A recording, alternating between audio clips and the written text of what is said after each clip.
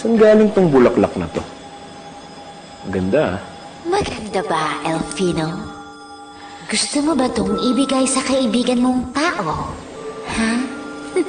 Sino ka? Paano mo ako nakilala?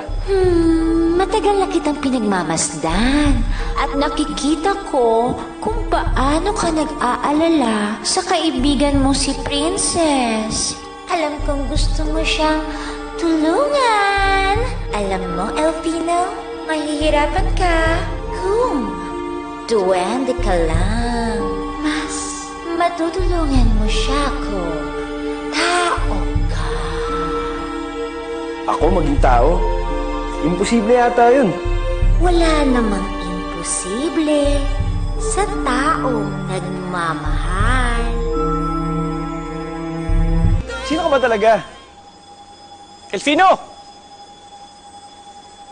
Sino ang kausap mo dyan? Yung bulaklak. Yung bulaklak dito. Anong bulaklak? May bulaklak dito kanina, may boses.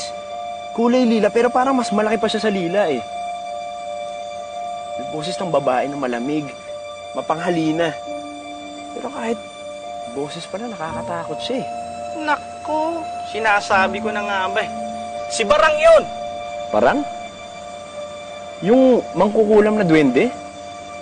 Totoo pala yun? Ano ka ba? Totoo siya. At yung bulaklak na nakita mo, dun lang matatagpuan sa punsong negro yun. Kung saan, dun siya nakatira.